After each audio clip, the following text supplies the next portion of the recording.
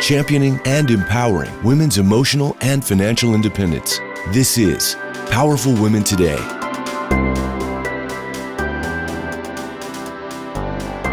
And now here's your host, Carolina M. Billings.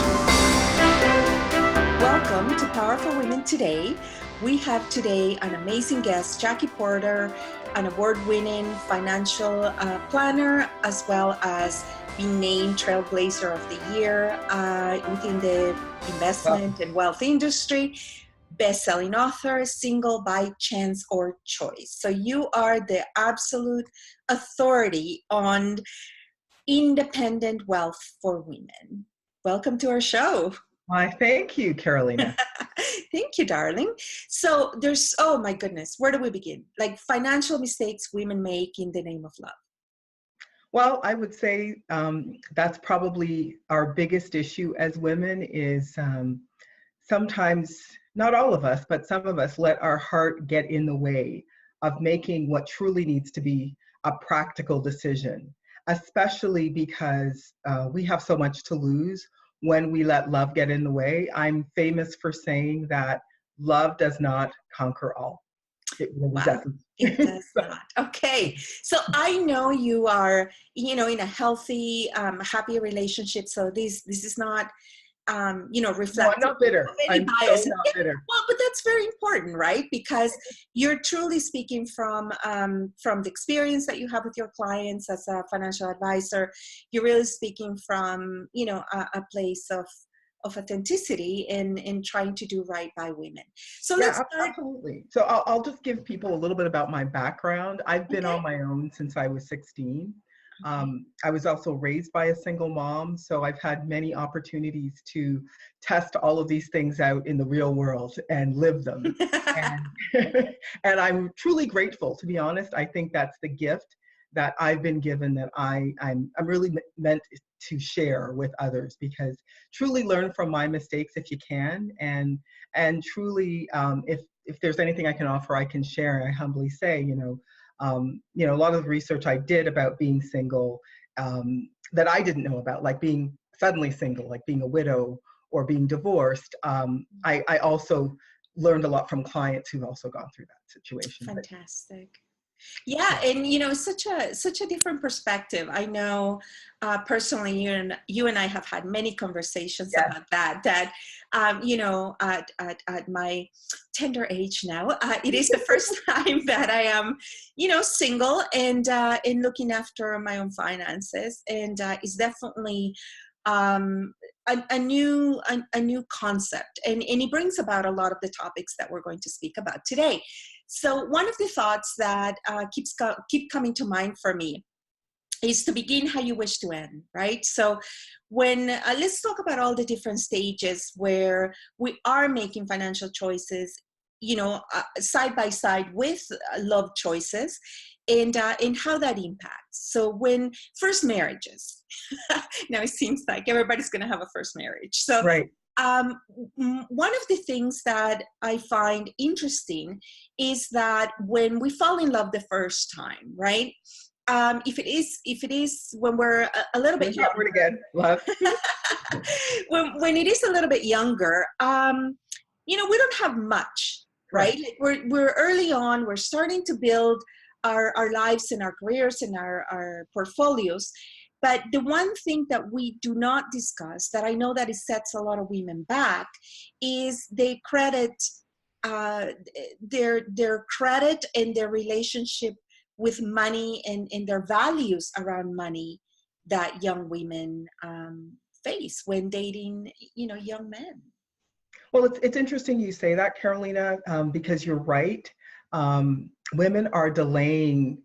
Couples are delaying a lot of things now. We're in school longer. A lot of millennials are still at home. So, they're leaving the nest later. They're getting married later. They're having children later. And as women, as we do these things later, and as it is, we make less than men. We live longer than men. We're more likely to retire into poverty more so than men. Goodness. We have a lot to consider when we go into a relationship. So if we're getting into relationships later, we actually have more need to have the money conversation more than we ever have. Because as you said, if you're getting married earlier and you're both starting with nothing, not a lot to discuss at that point. Maybe as the relationship goes on, there's more to discuss, but definitely, starting a marriage later. And often, the beautiful thing is 33% of North America's wealth is actually controlled by women. Mm-hmm. And that stat is growing by 8% a year. So we're becoming wealthier, but we're not necessarily as confident. Controlling our money, yeah. We're not controlling it. We're not as confident. We have a lot of issues discussing money when we go into a relationship. So we often are going into relationships wealthier because we're starting a marriage later. So it's our reluctance to talk about money has to end. And also when you're starting a relationship, it's not so much how much money you have, but also how much debt you have. You may have student debts. You may have, car loans or credit card debt. It is the money conversation is as much as what money you bring, but also what debt you bring. Absolutely. And what your strategy is once, because you have to understand, the second you come together, whether it's living a civil union, living together, or a marriage, you are assuming your partner's debt. Yeah, absolutely. And nothing ruins a honeymoon like finding out your partner has bad credit, is in a lot of debt. You don't necessarily understand if they're the spender or the saver, and you're finding this out in real time as you're living your lives. And some people are starting to second guess that. And, as we all know, one of the major reasons people divorce is because of money. So better, as you said, good. Start from the beginning, right? Start where you want to end. So what if how you wish to end? Yeah. So what if you started that conversation saying, here's where I'm at financially and how are we going to work these things out? What chances are you giving the marriage to succeed if you're having that conversation right from the beginning? How would you recommend you even begin? Because you don't want that to be a deal breaker. It's funny because, my first marriage, I was quite young going in. So I know the conversations that I'm going to have the second time around, being the proverbial optimist, are completely different. And also, like, how do you even, although we are a little bit older, whether marrying later or a second, marriage or such things, how can not everybody is pragmatic about it. Not everybody can detach themselves emotionally and have a grown-up conversation. Well, here's the thing, is you have to feel like you can have these conversations with the person that you're going to spend your life with. Think about it. There's so many major decisions over the course of a lifetime that you're going to be making with that person, that if you don't feel comfortable being vulnerable about your finances with that person, how will that ultimately affect your relationship over the long run? So you start from a place of vulnerability and start talking. Like I would probably say, before you get too emotionally invested, because you know how it goes, Carolina, once you decide that scenario, that ship isn't going to sink, even if it looks like it's sinking, kind of like the Titanic, you're not going to see it until you're already underwater. This is financial intimacy. We're going to start a new. Absolutely, and I think you're right. That's where a lot of women they shy away because they don't even know how to bring it up. So start with you. I often say, when I'm having conversations, really serious money conversations around financial vulnerability. That's one of the reasons I say, I've been I'm financially independent now only because I started with nothing. I had to scrimp and save. I know what it's like to be in debt, pay the tax man. I have those conversations with clients because that makes them more willing to be vulnerable with me. Yeah. Feel like I can bring that to the table, then they're going to feel like they can be vulnerable about their finances. And if we're going to build a relationship around trust and helping people, we have to be prepared to be vulnerable as well. So as a woman, as an independent woman, as somebody aspiring to be that, for the listeners who are aspiring to be that and having that money conversation, before you sign on the dotted line, be prepared to be vulnerable with your partner about where you are, and expect them in return to be vulnerable as well. If you're going to be like, you're not going to be the only person standing in a room with your partner naked. They're going to go become naked too. right? That's right. And It's then financial there's intimacy. And then there's intimacy, right? Just take Absolutely. it to another Absolutely. You level. So cannot talk. And that's the reality, that that's right. if you cannot talk about money, which is the fuel of, it's not about how important it is as a value in your life, but the reality is that it is what is needed. It is the fuel that propels just about everything that you do as a couple. So you need to be able to have these conversations. And if somebody's not having full disclosure with you, that is a huge red flag. Red flag, women, red flag. So That's as right. I said, if you're the person being financially naked and the other person isn't being financially naked, then it's going nowhere from there, right? Wow, that is awesome. So speaking of financial intimacy, the role of prenups. Yes. Like, a lot of women, and because, we tend to, whether it's life following fiction, fiction following life, who knows? There's the proverbial thought that, there's nothing, I think it was Paul McCartney that said there's nothing more anti-romantic than a prenup, right? And yes, and look how it served him. Shall we go there? But the point is, so having a prenup. So now he's paying dearly for saying that, Carolina. Just yeah, so you know. I know. I wonder. I'd love to have a follow-up conversation on that. But to back to the point, if we are getting married later and we are entering or second marriages, right? There's a legacy. There's usually blended families. There's all these things. So a prenup could be a great asset for any women, because if it's handled properly, and actually if you are the person initiating it, right? Again, you have to put on your big girl pants. That's right. That's right. Like, what's it going to cost you, your family, your children, relationships? It's really crucial for people to understand that. We know the stats, 50% of marriages end in divorce, and the average age of a widow is 56. So if we are prepared to 100%. And I know, I'm just thinking that, what window does that give me between finding a partner, getting a prenup, and being a widow by 56? Okay, hurry, Carolina, hurry. Hurry. Okay, dialing for dollars. Good. But the bottom line is, as women, we really can't afford to leave these things undone, because that's a legacy too. A lot of people, a lot of families actually fray when wills are read or wills are not read. And things happen unintentionally because conversations never happened, which led to things being undone. And so the will gets read and families just fray. They break apart. They break apart, and it creates a brand new legacy. And you have to ask yourself, if you're going to do nothing, is that the legacy you want to leave behind? Is that the message you want to send to your children? Actually, doing nothing is a choice. That is a choice. 100%. That's a choice. So I'm thinking here, okay, so a prenup could be a great conduit to having that conversation. That's because right. In a prenup can open, and working with a financial planner, like I know you're one, and I don't mean that as a professional plug, but it's true.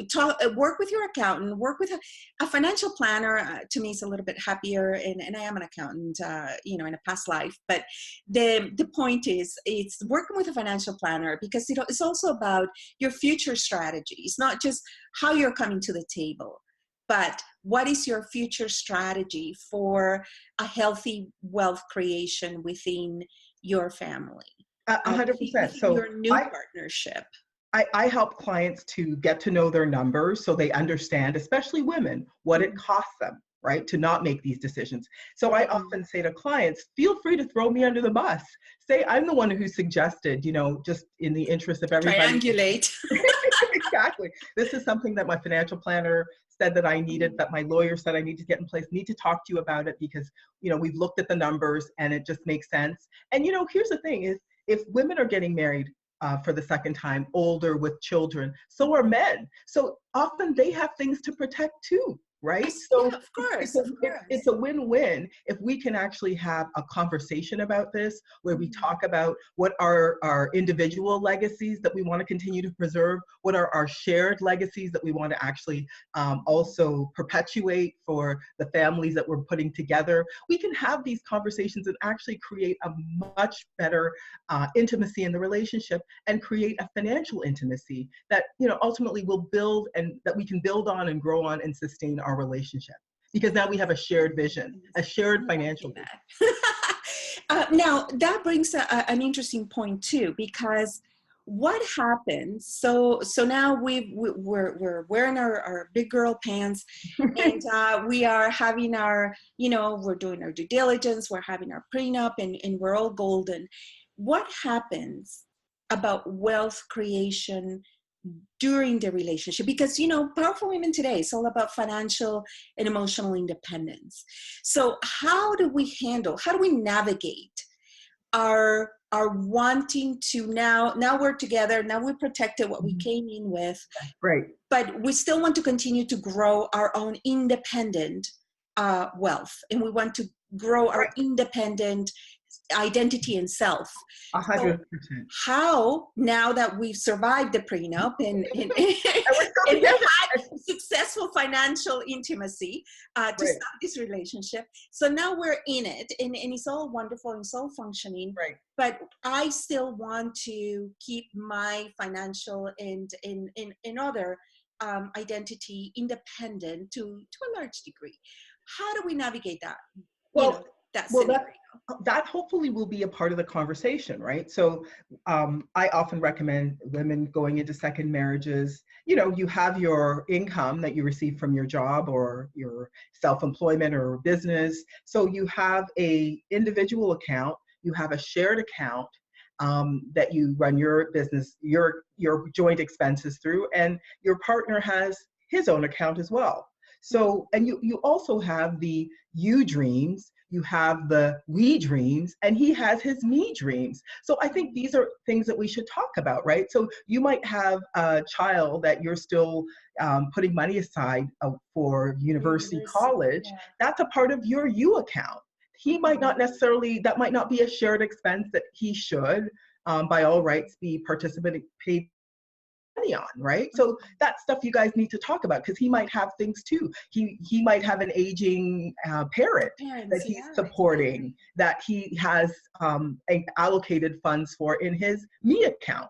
And then you guys have shared things to do together, paying for the bills, vacations, you know, maybe big expenses you're planning on, a cottage or whatever in the future. Those are your we account. And it's great to have that, right? I Because that, love the dream account.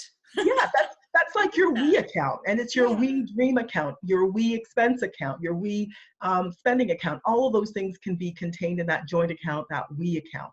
And you can have more than one. You could have the joint account for expenses, planned expenses, For and you can have, travel, for exactly, you can have the joint retirement. account for the planned dreams together. And it just means everybody still has an identity, a financial identity, but they also have things that they're doing together that will pull them together. So the honeymoon doesn't have to be over after, you know, you get financially naked. Financially naked. I think we're starting a whole new genre here on the financial talks. That being said, You know what, Carolina, just so that you know, I think sometimes people are more comfortable getting naked than financially naked. Let's be you honest. know, isn't that interesting? Yeah, is but also I'm thinking as we're talking about these, because it's organic, right? It keeps changing. Meaning, you know, it's like a financial check-in, right? You should do sort of like a Absolutely. yearly review, Absolutely. and just have that difficult conversation. And it doesn't need to be difficult, really. It needs to be more of a, okay, where are we at? Are we still, you know, on target? And again, it can be done with, you know, it can be done by yourself, or it can be done with the assistance of a professional. No, and Um, I actually recommend that people get their professionals involved. Have a team. Have that accountant that you were talking about that you mhm. need to talk to, because people's lives are dynamic. So have the accountant, have the lawyer. Things change, right? You could lose Yeah. your job, your business could change. So Yeah. who's your me account and your we account account, those things could change just based on income, right? And cash flow. Yeah. You could have a scenario where you have an inheritance all of a sudden, right? How Mhm. is that going to impact on your we, me, and he account, right? Yeah. So all of those things, sometimes these conversations are event driven, and sometimes it's just an annual check-in. But this is why you want to surround yourself with a team of people that you can trust, That's right. and they can help you navigate how to have those conversations and what's at stake, because the And numbers are always financial planners and accountants and lawyers and dentists, to put them all in the same category, right. are definitely, they're your friends. Is you don't just have to go to an accountant for taxes. You don't have to just go to a financial planner if you have money to invest. Like, That's right. it could be that because you have a relationship with your financial planner, you will have money to invest, That's right? right. Correct. It's not all about where you need to be at now. It's like lawyers. Like, if you have a good relationship with a lawyer before trouble, then you're going to have you're probably not going to have trouble, and then B, that is the cheapest way to have a good relationship with a lawyer. Yeah, And yeah. I do actually that think that yearly check-in. that I think that people don't realize the importance of having what I call a financial confidant, and having a team of financial confidants that you need, right? So all Yeah. those people are in that circle, in your inner circle of financial confidants, that you can have not just a transactional relationship where they're updating your will or looking at how you can invest, but they're helping you to do something that's way more important and crucial, and that's to plan. Now, in full disclosure, Jackie is my financial confidant, and I have to tell you, one of the hardest things to do when having a financial confidant, or any confidant for that matter, is telling the truth. That's right. Like, you have to be prepared, be mentally prepared to give full disclosure, because otherwise it's not going to work, right? If it's like going to a doctor and not being honest about what you're experiencing. You're never going to address or have a good strategy for it if you are not truthful. And sometimes you have to be prepared and to listen, and to have someone say, put you on a budget, and to say, what, in order to achieve your goals, this is what needs to happen. And one of the things that the biggest things that I learned, funny, because you are an accountant, and is such a different relationship when it comes to your own money than it comes to running businesses and other people's businesses, is that the concept to pay yourself first. And Right. for women, we suffer, and I'm guilty. I never, whenever I say "and women," trust me, I am the sample demographic. We suffer a bit from the money petty syndrome, which I call that. We're so easily to part with our money and Right. investing in what's like body maintenance. There's actually a word for it now, to get eyelashes done, and mani pedi, Right. and Right. your hair products and all that Right. jazz.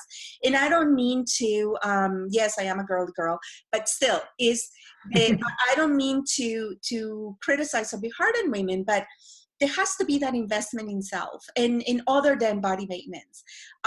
There has to be an investment in, saving for your RSPs, or saving Yeah. for retirement. Right. Because what was the percentage you told me that blew my mind about the percentage of women that retire single? Oh, well, the women that retire single, I mean, the reality is that not only do they retire single, so 2 to 3 times more women than men are retiring into poverty. So Okay. they're retiring into poverty, and these are single women, because the reality is, as I said, women don't make as much money. We make less than men. We live longer than men. We take a lot of time off to caregive our children, our parents.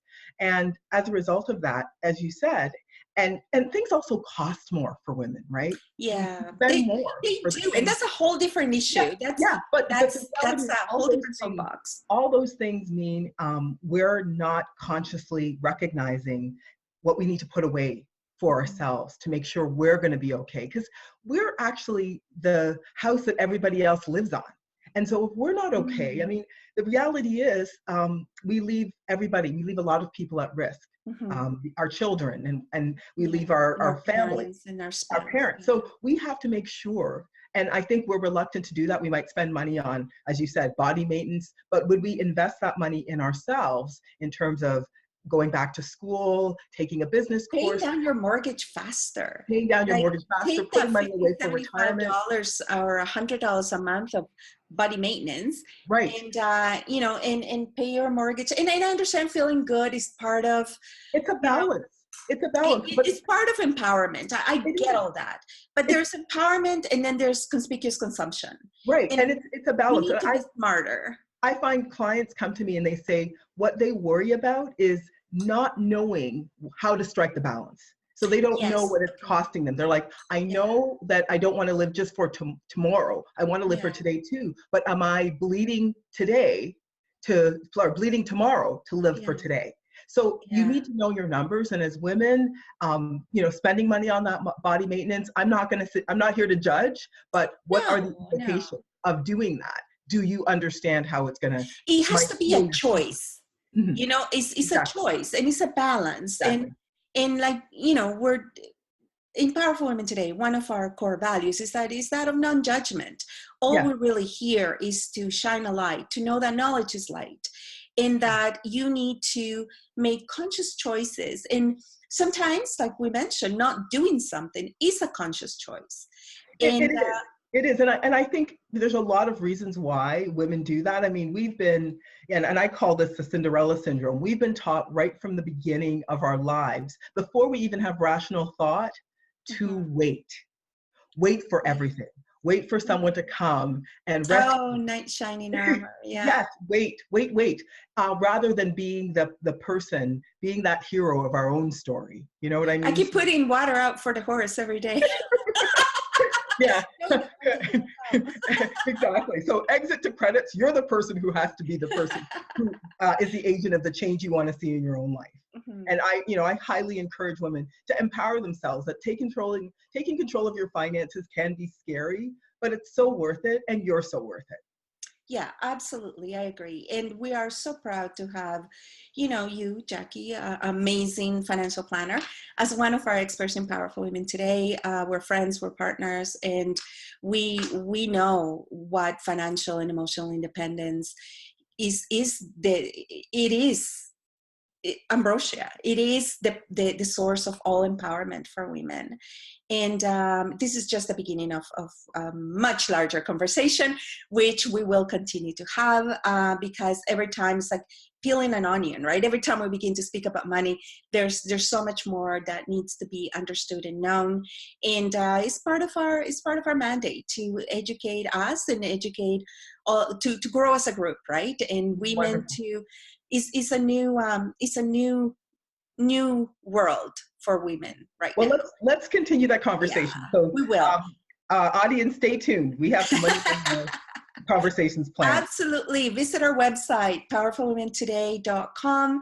Find out more about our upcoming episodes. Our amazing magazine is launching in September. And all of our podcasts and columns from Jackie's one of our columnists. She will be updating us every single month, every single issue actually, as to how to empower women financially. And we definitely want to stay on top of that. Stay tuned for our next episode, where we are going to address women exiting corporate into entrepreneurship, and what can we do amazingly and make sure that we hit the ground running. So thank you for joining us today. Have an amazing day, and check out your body maintenance budget. Stay powerful, ladies. Stay powerful. Talk soon, ladies. Later. Bye. Thanks for being with us on Powerful Women Today with Carolina M. Billings. For more information, visit powerfulwomentoday.com.